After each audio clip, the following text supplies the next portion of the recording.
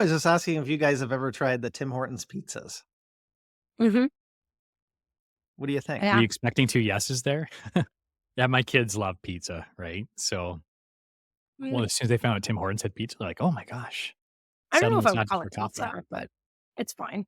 It's flatbread, right? Yeah. I mean, but I was thinking about that when I was eating it. I'm like, well, flatbread pizza, is it just flatter? Like they're gonna make it with any different ingredients? Like it tastes the same. Yeah. It's not as crispy, put it that way. You know what was really good, which I kind of miss, was when McDonald's had pizza. My husband says that all the time. He is obsessed with McDonald's pizza and he would sign any petition to bring it back. And he said there is a McDonald's in the States that still serves it. Oh, There's just like I'm one location. There's I one think the location that problem serves everything that they've ever made. Apparently, this is the rumor. Ew. I guess the problem with the pizza is you always had to wait extra time for it, and I imagine Mhm. that just really backlogged their whole idea of fast food Yeah. efficiency. That's It's exactly what it was. yeah, The it Yeah. was just too Tim I fast. It know was because my extra good. husband has researched the crap out of this. Yeah. Well, tell him I don't know if he's tried the Tim Hortons. I think the Tim Horton has a hint of that same, sort of vibe. Sadness. It's not the same, but I could get just as addicted to the Tim Hortons ones as I did the McDonald's ones, just because there's a certain tang in their sauce I really like, and then the chicken one actually is pretty good. That's the So, only one I've tried is the chicken yeah, one. I like the Because chicken. I didn't want something that was, like, trying too hard to be pizza, but I was okay with, like, the idea of a flatbread. I'm just My kids are glad, plain cheese. That's all they do. just So plain Yeah, cheese is the mine's best. It's the always boring. golden that. standard. That's the golden standard is plain cheese. That's perfect. Well, I guess you weren't expecting this to go in this direction when you signed on, eh, Hey, Jesse? I'm up for anything. Erin knows that I'm usually the one taking conversations in weird directions. Yeah, which is great because it's the monotony of every day, it's nice to switch it up every now and then. So, That's we why Anna appreciate keeps me that. around. We appreciate that. I keep it Yeah. interesting. Jessica is a realtor out of our Newmarket office. Jessica, why don't you tell us a little bit about yourself, your journey to become a realtor? Let's start with that. Oh god. Okay. I originally went to school to be a paralegal. So I am also a paralegal. I don't provide legal services anymore. Um, but through the legal side of things, I ended up at a law office where I was enforcing default mortgages, which is a horrible place to be. It was a really unpleasant job, throwing people out of their homes. But I learned a lot about real estate from that job and um, kind of fell into other opportunities after that as a result of that experience that allowed me to get into real estate. So I've now been on in one capacity or another, whether it's administrative or sales. I've been on I think 4 different real estate teams. I mean, obviously this is the best one. But yeah, it's been it's a great I had a great opportunity to learn the back end of things before I came to this side of it. And I love the fact that I get to bring the legal experience in as well. So when I became a paralegal, you have to do a certain amount of co-op in order to graduate from the program. And I actually did my co-op at a legal aid office. So I got to help people who, really needed the help. And I try to bring that to what I'm doing here.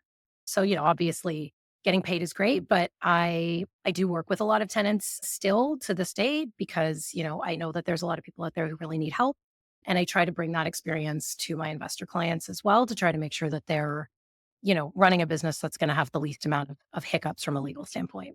Have you found that balance, has come back now in terms of the negativity that you had having to kick people out of houses, and now you're putting people into houses? Have you balanced your life that way in terms of, positive and negative experiences yet? You know, I never felt particularly responsible for what Good. was happening to those people. I mean, I was just doing a job. Mhm. Um, but I always keep it in mind when I'm dealing with these situations.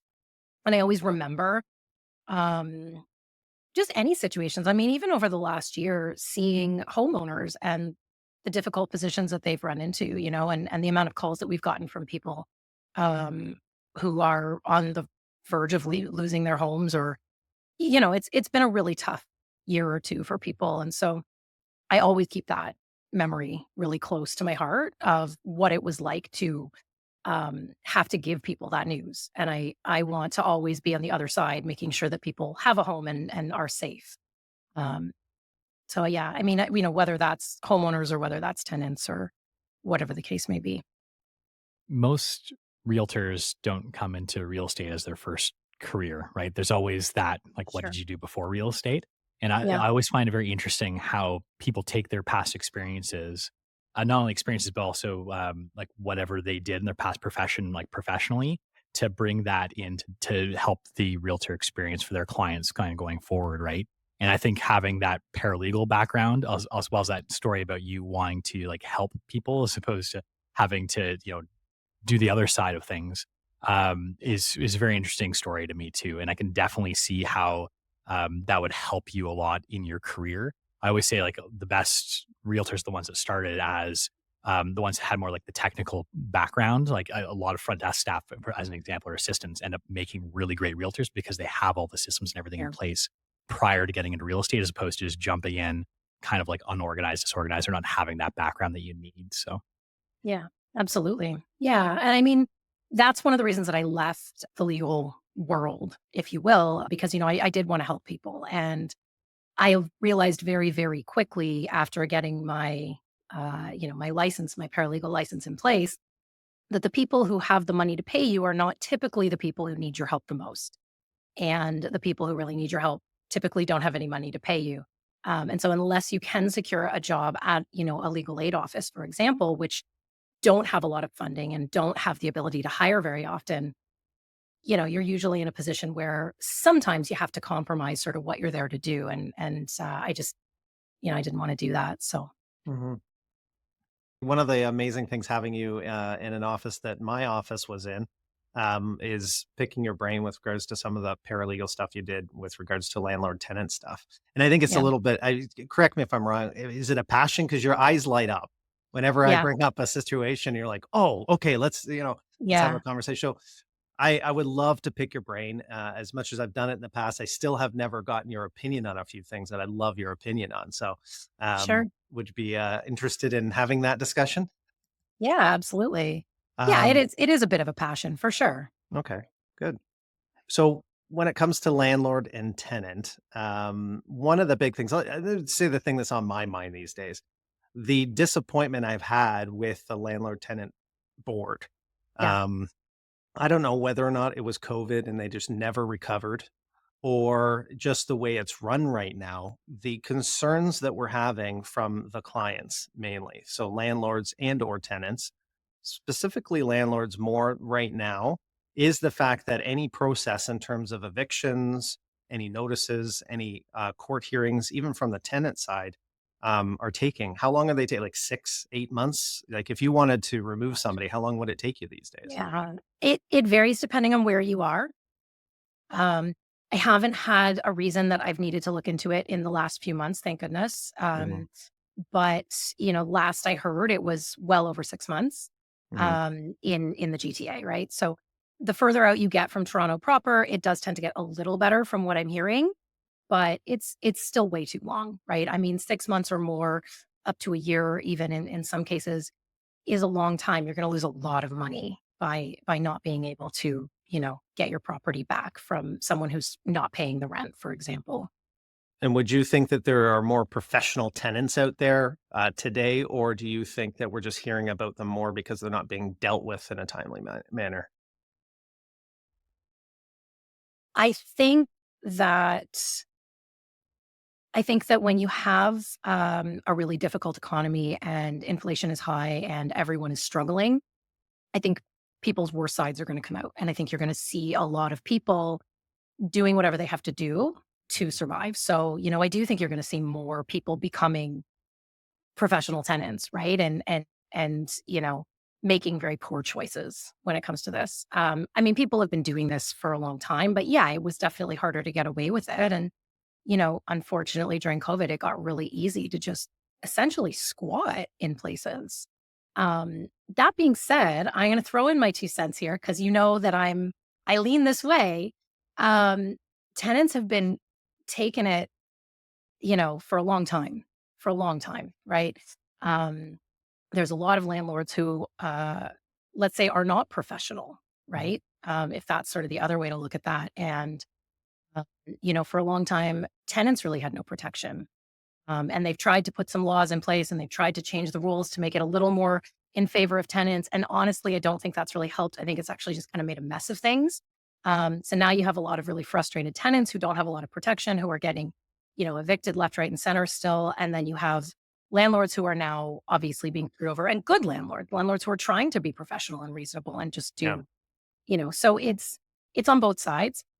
And what I find is that you have a lot of tenants who take this very sort of, uh, we deserve it, or, they have it coming kind of stance on things. And that's not the case, right? Because the good tenants probably aren't acting like this. Hmm. They're probably paying their rent. They're probably doing what they're supposed to be doing. So, you have bad apples on both sides, and it's not about this group or that group. It's a really broken system. I feel like the internet has been a great thing for many, many reasons. But one of the troubles is that you tend to get a lot of loud voices there, which not only spread, misinformation and such, but also they like to complain, right? So you get both sides complaining and bringing a lot of noise to the scenarios. And I think that helps like widen that divide between landlords and tenants. Because like you said, there's good tenants and bad tenants, there's good landlords and bad landlords. And it's not necessarily like all landlords are evil or all tenants Yeah, are evil or good or absolutely. whatever. It's definitely like a case by case scenario.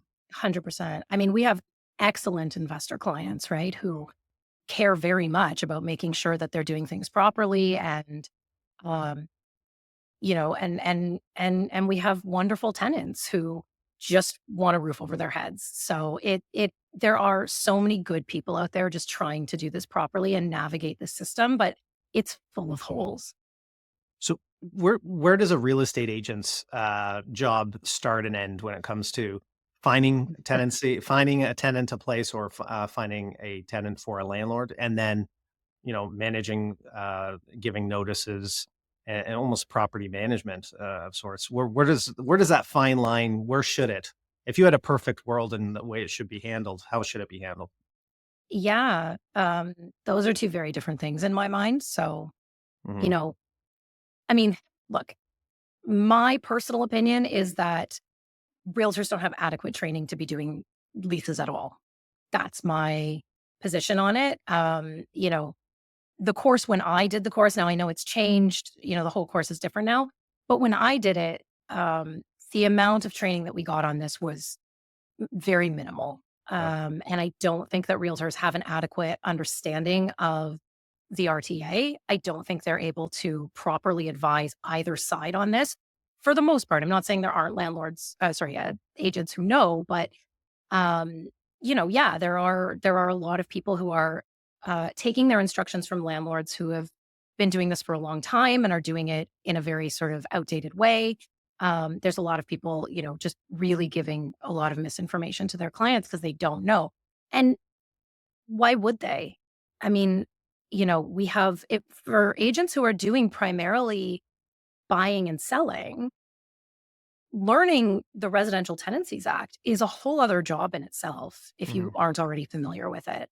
Um, so I mean, I'm of the opinion that, maybe there should be additional training required if people are going to be doing leases. As Agreed. far as property management goes, I tell my clients we are realtors, so we will help you either find a tenant, or if it's a tenant, we'll help you find a home.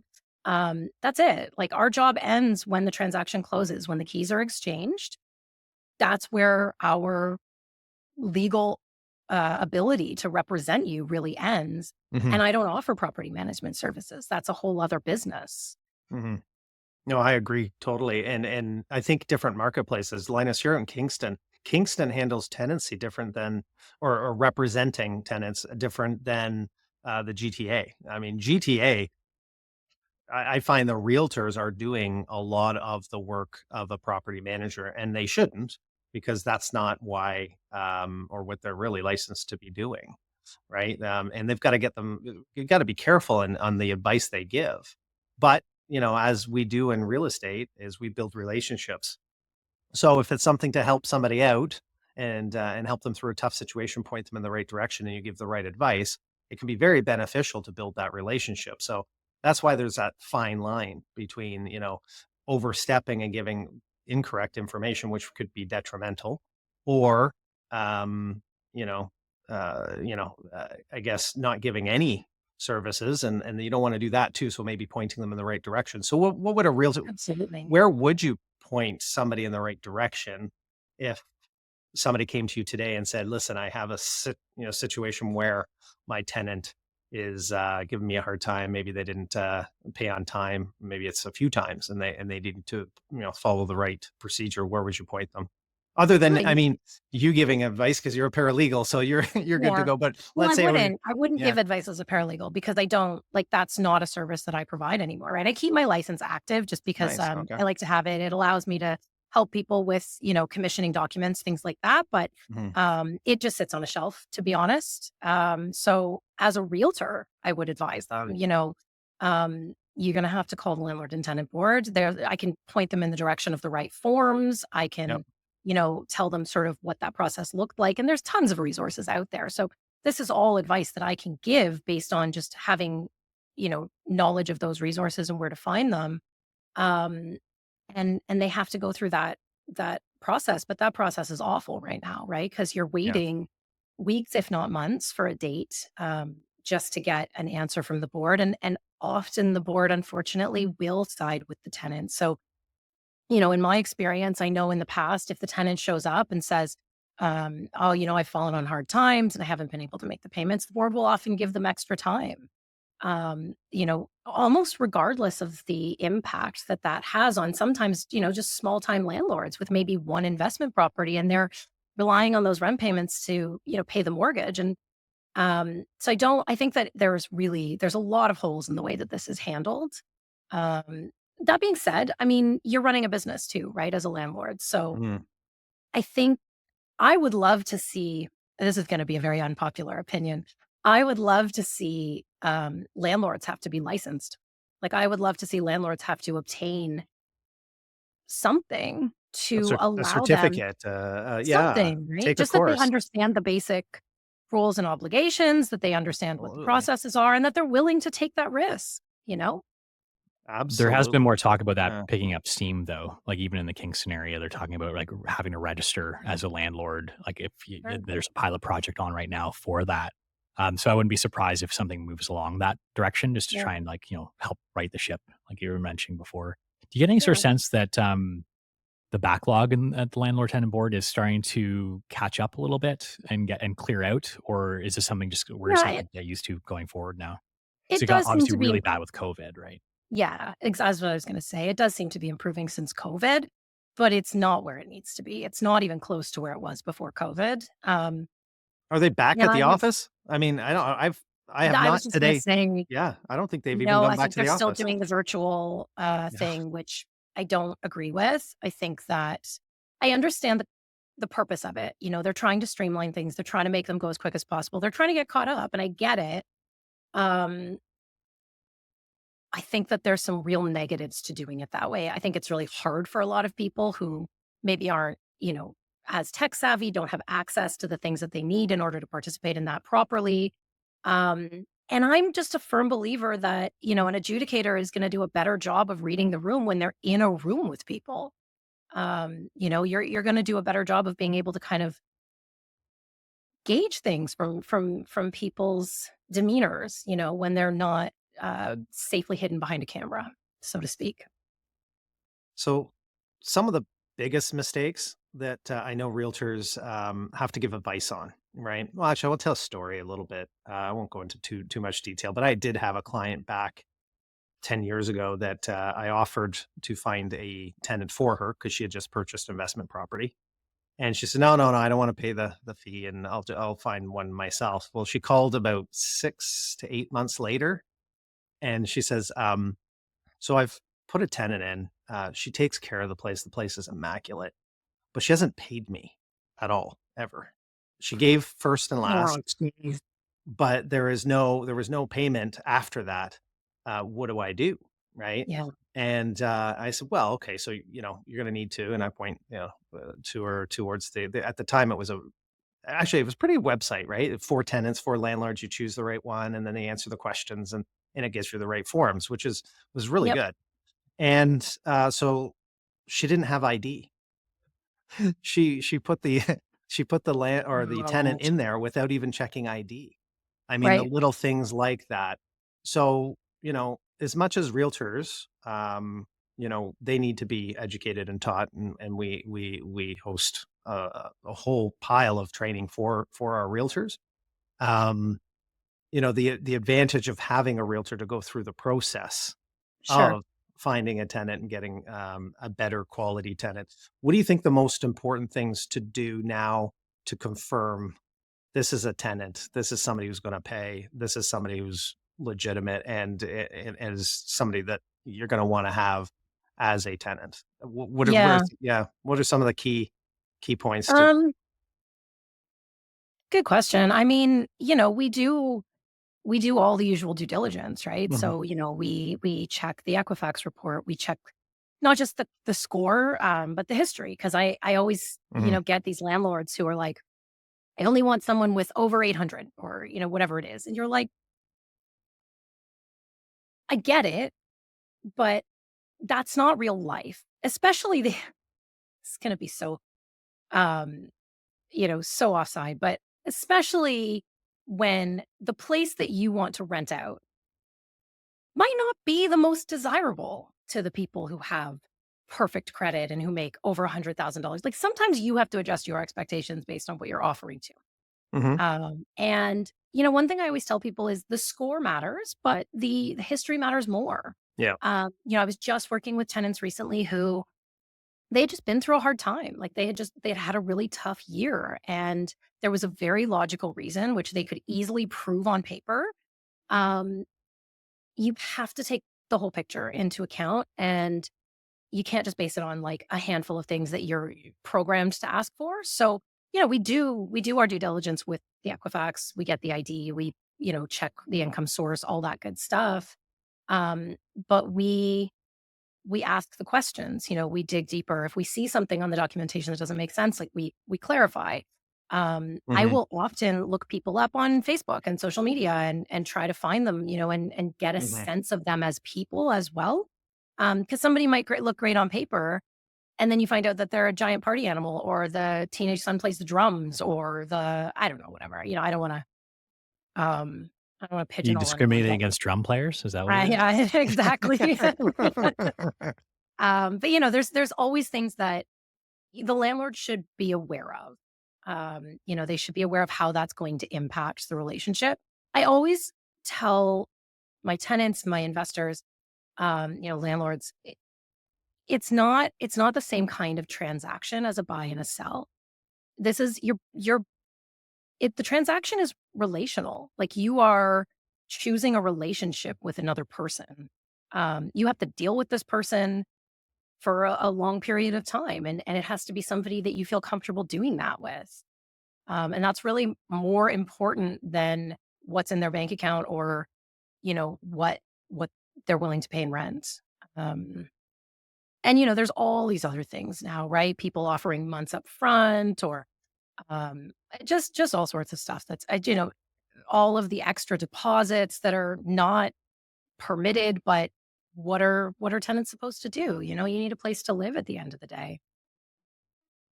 Well, yeah, and a lot of things are offered and now okay to be offered, right? Prepaid rent is okay.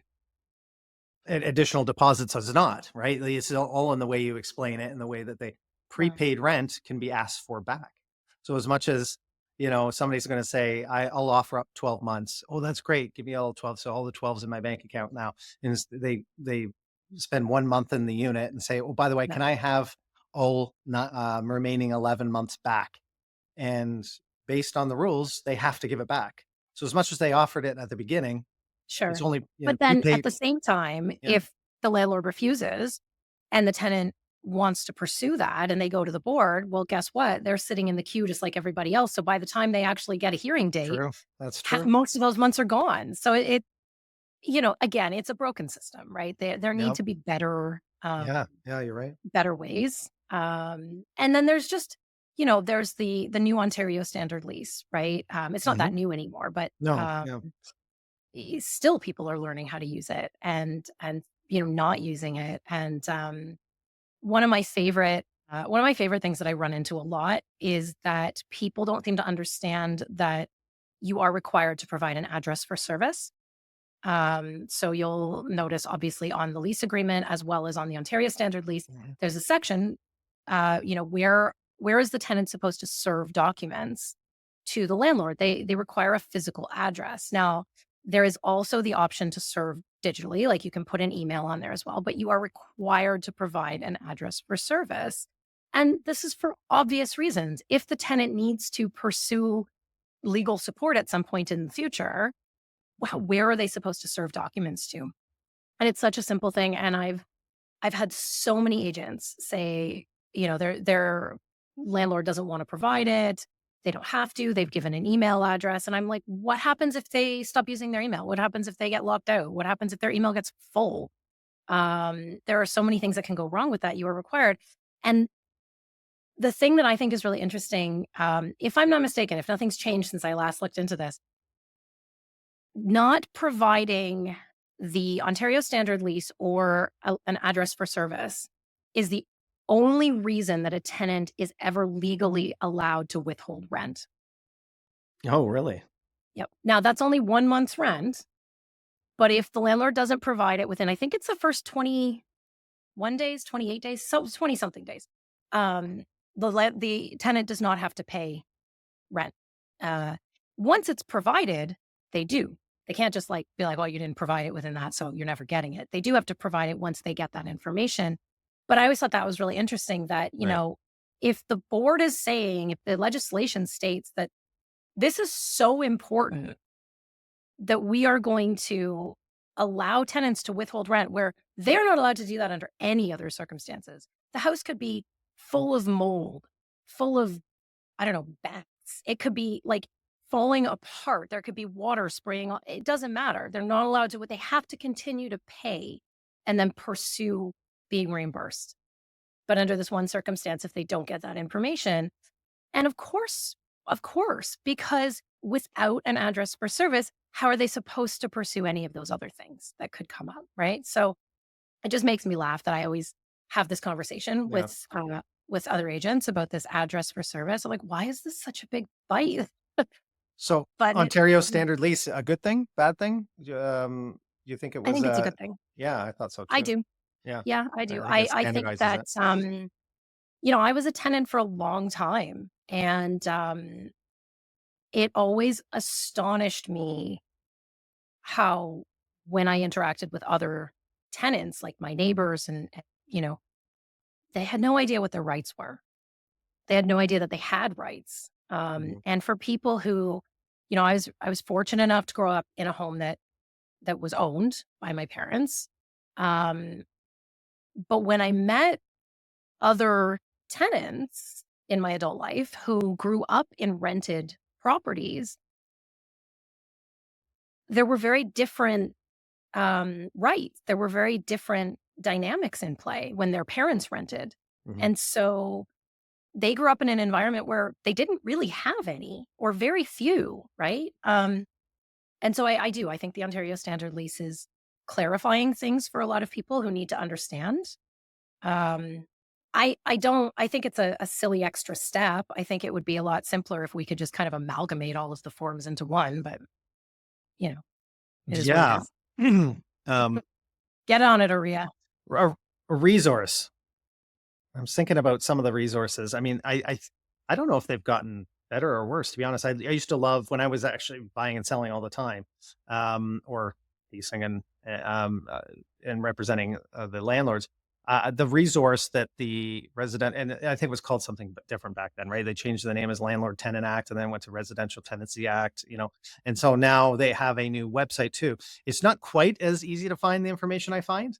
Before it was like you're a landlord, or you're a tenant. And then Yeah. it asks you questions. Chat GPT. I have, which you're, I mean, I love bringing it up because when it comes to this sort of stuff, when I'm trying to find the right form, the right rules, I'm finding it pretty accurate. What are you finding the resource with chat GPTs and some of the AI stuff when it comes to landlord resources, landlord tenant resources? I haven't personally used it. Okay. Um, because truthfully, I know where to find that stuff. Right. Yeah, yeah, yeah. um, but you know, for something like that, like, hey, where can I find this or what form am I looking for? I mean, sure, it's gonna tell you, you're gonna go find it, you're gonna look at the form, and you're gonna be able to determine pretty quickly, hopefully, whether or not it is in fact the right form. So, you can sort of fact check the information pretty much instantaneously. Um, I would discourage anyone from using it for advice, um, to get information about, their specific situation. I would Yeah. always encourage anyone to call the landlord and tenant board. Tenants are able to get information pretty easily that way. Landlords, you can get your questions answered. They won't give advice. They're not permitted to give advice, but they can give you clear answers on process. So Yeah. they can answer questions about rules. They can tell you what the process would be if a rule is not being followed, things like that. And at least it puts you on the right path. The other thing I often advise people is if they do need legal advice, the Ontario Law Society offers a 30-minute free consultation with a lawyer or paralegal, depending on the legal matter and what you require. So you can go on there, you can request a consult, and they'll connect you with someone based on your needs. And you'll be able to at least say, hey, here's the situation. Is this worth pursuing? Like, do I need more help? What would the next steps be? What would this cost? All that good stuff. So you can get some advice that way as well. So I mean, there are resources out there. The problem is that just not enough people know about them. Yeah, for sure. What do you think is or what is your biggest bone to pick? What do you think when it comes to any of the things that you see every day, whether it be realtors and landlord tenant act or anything? What's your biggest, if you could change something? And I know you brought up education, but Yeah. what's the biggest, issue you see today in dealing with landlord tenant issues? Um, you know what? There are so many people trying to take advantage of each other. And that comes from a place of fear, right? People generally try to take advantage of each other because they're afraid of being taken advantage of. Um, and I would just really, really love to see uh, just a change in all the misinformation that feeds into that. Uh, yeah, the rules are not perfect. The act needs to be, fixed in a lot of ways. The board needs to catch up, and there need to be better processes in place for a lot of this stuff. But at the same time, this old school mentality of this being a very one sided thing, and you have to look out for yourself. It's just simply not that. These are relationships. Um, you're running a business, you're getting into a relationship with someone, you need to feel like you can to some extent trust that person, and they need to feel like they can to some extent trust you, in a professional capacity. And there's just so much fear and misinformation around these conversations that feeds into, tenants feeling like they have the right to screw over landlords because landlords are big business, which most of them frankly aren't. And likewise, there's a lot of information that, landlords who've maybe been in the business a little too long or are getting information from people who've been in the business for a long time who maybe were around when things were done a little differently and need to update themselves on what the rules are and how to act accordingly. So just again, yeah, it does come back to that education piece, but more just stopping all of the negative, um, Mhm. just fear mongering. And that's not an easy thing to change, right? That's something Not that at that takes a lot of time and education. Hopefully, it's something that changes in our lifetime. But I'd be skeptical about that. Yeah. I'm going to change the subject slightly, but stick to the whole tenant Back side of things. back to So, McDonald's pizza. yeah, back to McDonald's pizza. There's a ton of realtors. I feel like everyone's got like a slightly different strategy for this. I'm just kind of curious what yours is. But if you're listing a property and you know that there's a tenant right in there, Um, what is your process for that? And like, how do fair. you negotiate some of the more difficult things that can come up? Like, if you do have a tenant that's being difficult, or is obstructing showings or whatever it happens to be. Like, how do you navigate that Yeah. kind of situation? I know it's a bit of a very large and broad question, but let's see how you Yeah. can handle it. So there's a couple of different things to this. The first thing, obviously, is I always advise my homeowner what their, actual responsibilities are in this situation, right? So I always advise that, you don't have any legal authority to evict someone because you want to sell. You have to sell it first. And then if the buyer wants to live there, then you can, serve the notice. There's a huge risk in that. We're all aware of that, right? There's a huge risk involved. Buyers are often not willing to take on that risk. I just had a deal very recently that fell apart because the tenants didn't leave. Closing day came and went, and the tenants were still there. And fortunately, I had clauses in place to protect my clients who were the buyers in that case. But it was not fun. It was not an enjoyable experience for anyone. Um, and so the other option, of course, that we're all aware of is the sort of cash for keys solution, which is to basically negotiate with the tenants and say, look, there's a good chance that the buyers will want to live here. And the landlord is willing to basically make it worth your while if you leave now so that the landlord can benefit, you can benefit, and the whole process can go more smoothly. Some tenants will go for that and some won't. Some will say, yeah, okay, I want the extra money. I'm willing to take the risk. And some are a little bit more stubborn. Those are the only two options that I ever really talk about because really those are the only two legal options. Um, Obviously, I've heard a lot of horror stories about realtors trying to bully tenants into leaving, or landlords trying to um, push them out or saying they're going to live there. I mean, that's why they made it. Now you have to give a month's rent, and there's just so many other complications. But those are your two options, basically. Which is why I always tell people it's a relationship. Be very careful who you're putting in your home. Make sure that you, to some extent, trust this person, right? Because at some point down the road, you're going to need them for something. You need them to take good care of your property. You need them to be respectful with you. And at some point, you're probably going to need them to leave for one reason or another. You know, um, in terms of the tenants who, refuse showings or are difficult, things like that, I don't have that experience very often. Um, and the main reason for that is because honestly, I treat the people living in these properties like human beings and I talk to them with respect and I understand what they're going through. When I was a tenant, I went through this situation on more than one occasion. So I know how frustrating this is. And I find that, when you are civilized with people and you work with them and you say, okay, what is your schedule? What are you scared of? What's making you nervous about this? Can I help you start looking at what else is out there so that you feel like, if and when the time comes that you do have to leave, you have a backup plan or an idea of next steps, it goes much more smoothly. So my best advice to anyone in this situation is treat your tenants like human beings who are scared and dealing with a frustrating situation, and they will usually work with you, for the It, most part. it always comes back to the fact that all we do is relationship management, right? 100%. And it's what this industry is when it really boils down to it. I mean, obviously, there's more to it than that, but at the end of the day, that's like where a very strong realtor shines, is being able to navigate those sticky situations.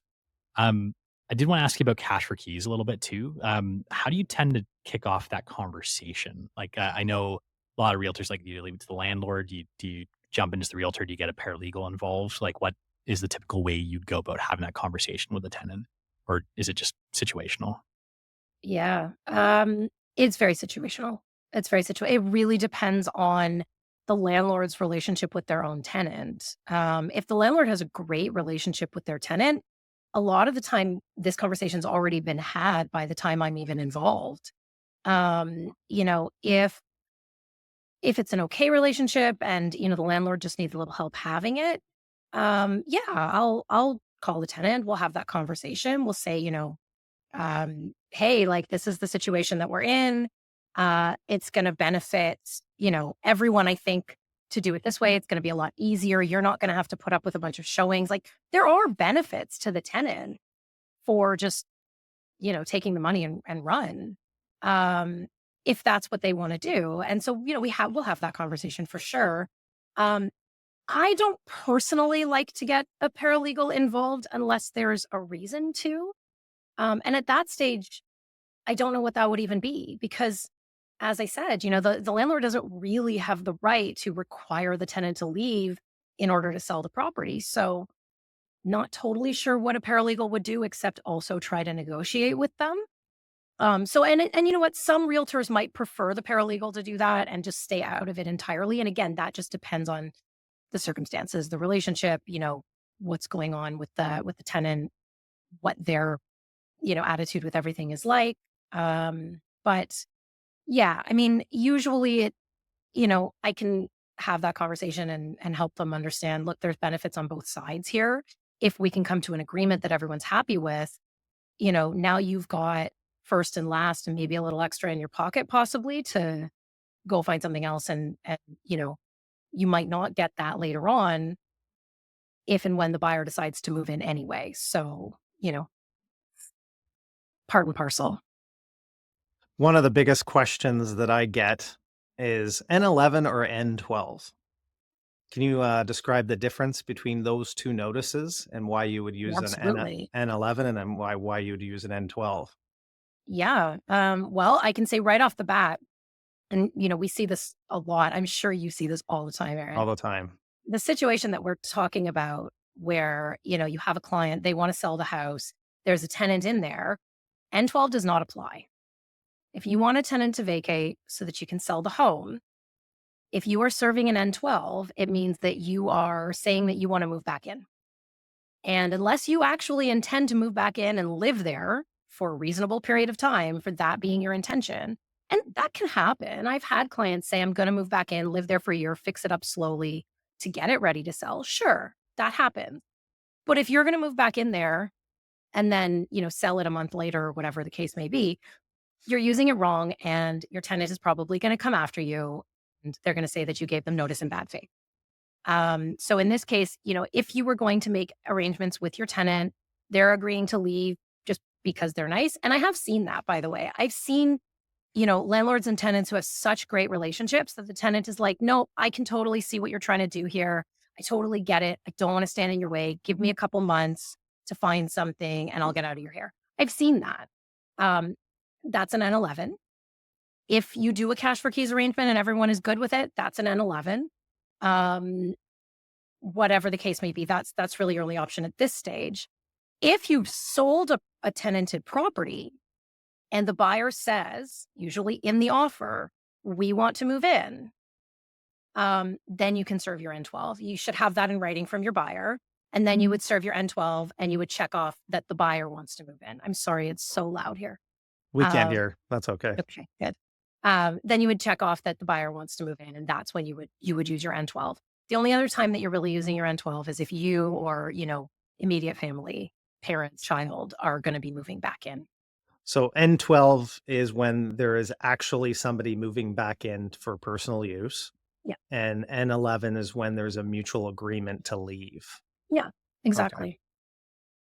I've also seen a situation where, in the agreement, it says you'll serve the N12 because the buyer plans on coming in and living in the property, and then they don't, right? And I know that if you don't have that declaration from the buyer that their intention is to do that, that can come back and haunt the seller Absolutely. as Yeah. well. And I don't think enough agents either know about that or protect themselves against that situation, for if they're Yeah. representing the seller. Yeah. I think our standard clause has a line in there that the buyer is required to provide that declaration on or before closing, stating that they are going to be using it for personal use and they accept basically whatever liability comes from not doing that.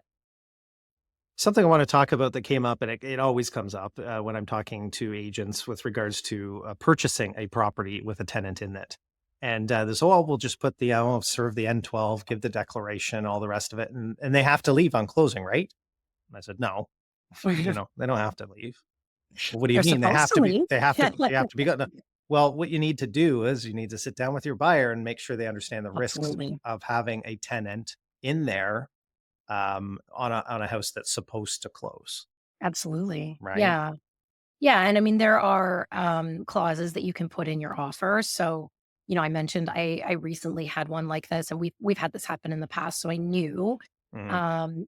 exactly which clauses, right? So you've got clauses in there basically saying, "Look, if this is what's supposed to happen, but if it doesn't, if the seller can't deliver vacant possession, then here are the countermeasures. Here is what the buyer has the right to do in that instance. They have the right to walk away and get their deposit back. They have the right to um, assume the tenants if they want to, which most of the time, if they wanted them out, they're probably not going to do. Right. Um, but they have different options. They have the right to extend it maybe for an additional period. Sometimes the tenant will say, "Look, I am planning to leave, but I couldn't find anything in time, and I need more time." That isn't correct. They shouldn't be doing that.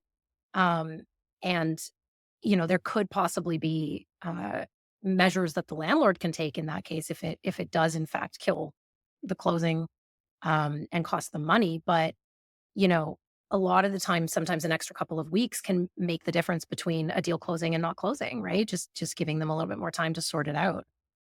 This is where, everybody just needs to be working together a little bit more and stop being so combative and uh, you know, it's we're all in the same boat here. Yeah. Here's a question I don't honestly have the answer for in my mind, so I'd love to hear your take on it. Um, it's interesting. Eh, When does family become tenancy?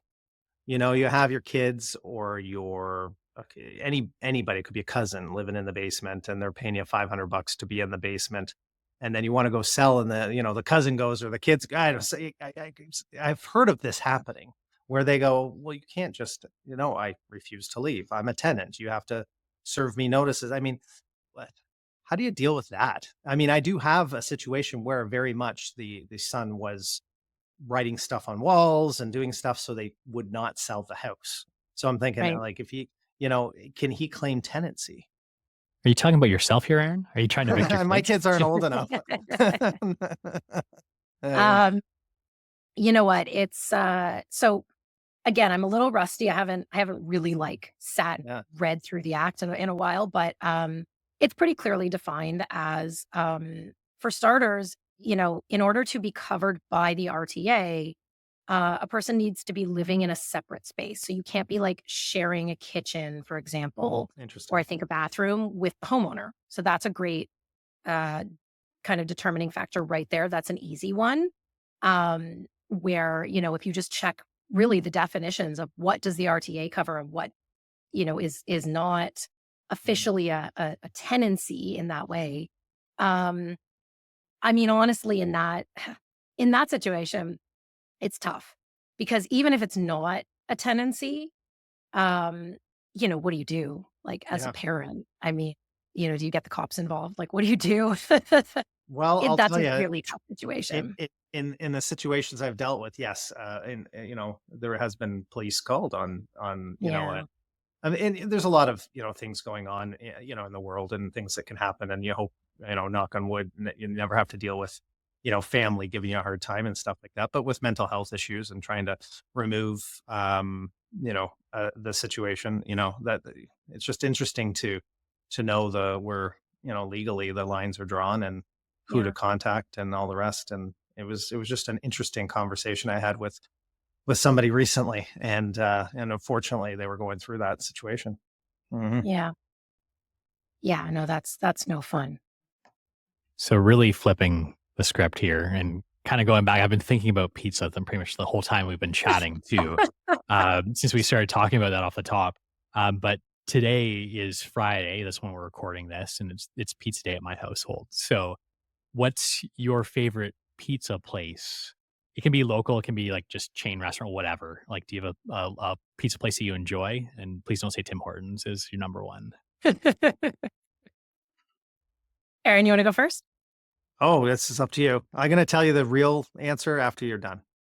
Well, Oh, the I know real Aaron answer. is The I know right Aaron would love answer. this question because Aaron loves pizza, and I think you have like That's a right. stone pizza oven at Pizza your oven, I cottage do. too, right? Very Yeah. nice. So he's a really big end. I even have a business page, a nice point out to Pine Point Pizza. So if you want to go and give a review, Pine Point Pizzas in Cobaconk, where my cottage I've is. heard of that one. Yeah. Yeah, yeah. Yeah. No, that's yeah. It's a very exclusive membership only. Pie, like Pide, right? Pine, Oh, Pine. pine. Oh, I'm There is thinking of pie. something Yeah, else. no, yeah, no. It's Pine Point. Anyway, Like, what's your favorite pizza? Or maybe you're not a pizza Um, fan. Are you a pizza fan? I'm a huge pizza fan. Okay. Unfortunately, I have 2 young children, and they want to eat pizza all the time, so I do get sick of it. But um, I I love Pizza Hut because their crust is like so buttery. But my absolute go-to favorite is probably Pizzaiolo. I actually used to Pizzaiolo. work there um, when I and you was still like it too. That's early a 20s. Yeah, I didn't work there for very long because I could not do the pizza. They tried to teach me how to. I messed it up every time. But on Saturday mornings, like we would open, I think around 11, and the owner would make this um egg and bacon pizza, and it was like my favorite thing. I bet. And I think about that pizza a lot. But I love Pizzaiolo. I love all their pizzas. So that's probably my favorite. I That's great. really, really want to try a bacon and egg pizza It's so now. good. It's so good.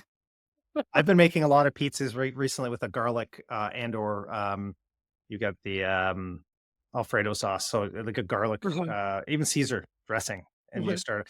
And I'm with the thing is if it's not a real big, that's not a real pizza and all that kind of stuff. I get it, like pineapple on the pizza, is that really a pizza? But the reality is, it tastes fantastic. So who cares, right? Like, Fair enough, yeah, 100%. yeah, My kids yeah. will tell you pineapple pizza is the only pizza. My wife as well. Um, yeah, but no, A I big I do. I think about that breakfast pizza A probably big shout daily. out to, Cowabunga Pizza in Hamilton. I just had it. Okay.